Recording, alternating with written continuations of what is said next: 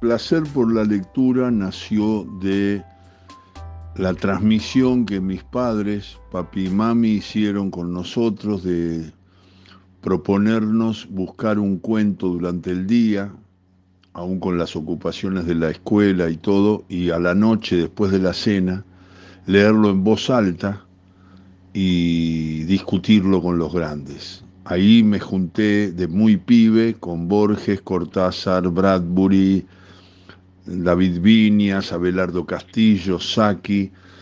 Era un verdadero placer y yo después, más allá de leer en voz alta, que para mí es como natural, porque es el recuerdo de aquellas lecturas dichas en voz alta después de la cena y discutidas con los grandes que nos daban ese lugar, en ese sentido fueron genios mis viejos. Hay, no recuerdo algún libro, pero sí recuerdo de los Apeninos a los Andes, de Edmundo Damichis, que lo recuerdo como un relato dramático de esos viajes increíbles, con chicos y con descubrimientos de un mundo a veces aterrador y a veces plácido. Lo recuerdo siempre, ese libro.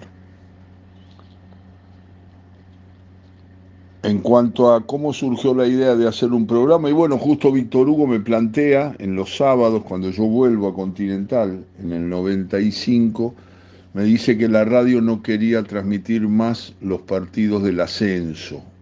Sí quería dar información, pero no daba para transmisiones, nosotros hacíamos transmisiones. Cuando vuelvo a Continental, Víctor Hugo me dice, ¿qué, qué, qué, qué te parece, qué idea se te ocurre para hacer un programa de sábado a la tarde, mientras está el receso? Si les gusta, te van a dejar.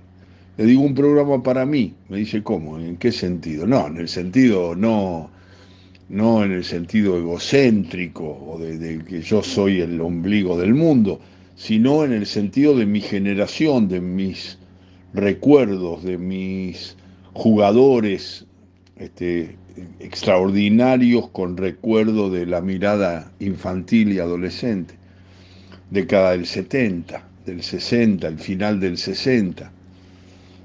Y después los cuentos que habíamos ya leído alguno de Fontana Rosa, los poemas de Héctor Negro. Le digo, esa es mi idea y la música de aquella época. Me dijo, me gusta mucho la idea, me respaldó, lo hice en el verano y el gran director de aquella radio continental me dijo, siga usted.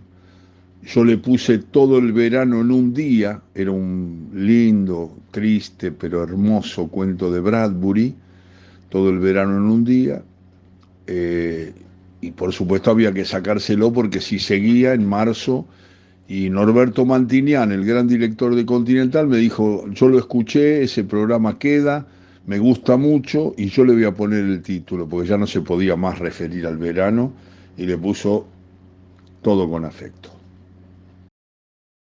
Qué lindo escuchar esa voz, esa inconfundible voz del querido Alejandro Apo, y a cuántos momentos, en especial a mí, yo creo que a muchos de ustedes, que nos conecta o nos lleva o nos transporta a través de la magia de la radio y a través del recuerdo que es imborrable de esos programas fantásticos que hacía el querido Alejandro.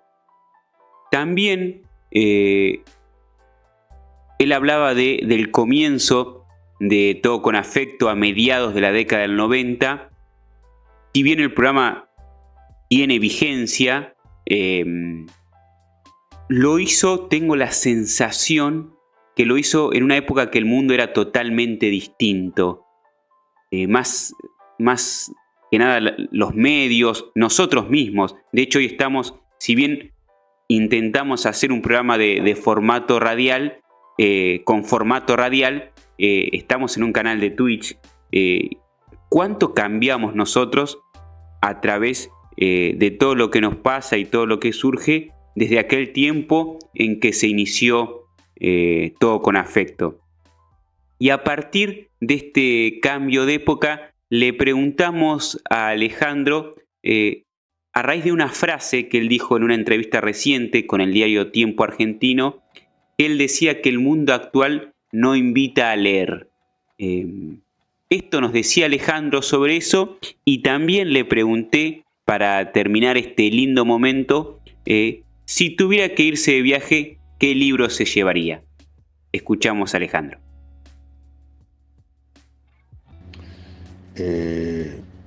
Soy consciente que para muchos, chicos, sobre todo adolescentes, porque me lo dicen los profesoras y profesores de todo el país, se acercan a la literatura con los cuentos de fútbol de los sábados.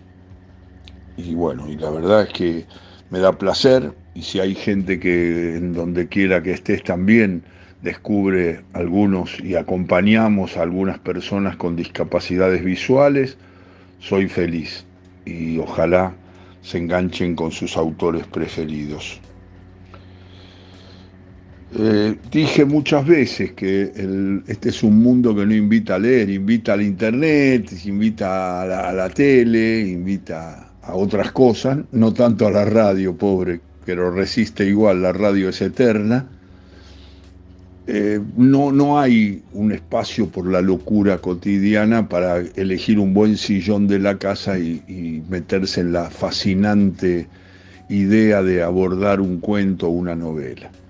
Pero si nosotros invitamos a alguien a leer, como pasó con Todo con Afecto y pasa con Donde Quiera que Estés, aunque sea uno, nos sentimos satisfechos. El mundo es más visual, es menos literario en el sentido de sentarse a leer, y si no está internet, se lee en las páginas, todo reducido.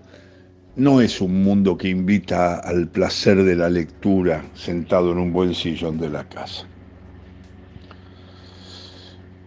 Si hoy tengo un viaje y me tengo que llevar un libro, llevaría cuentos, por ejemplo, La salud de los enfermos de Julio Cortázar, El muerto de Jorge Luis Borges, La música de los domingos de Liliana Hecker, y como libro, como novela, me llevaría a Pedro Páramo, de Juan Rulfo, el escritor mexicano que escribió una obra breve pero grandiosa con los cuentos del Llano en Llamas.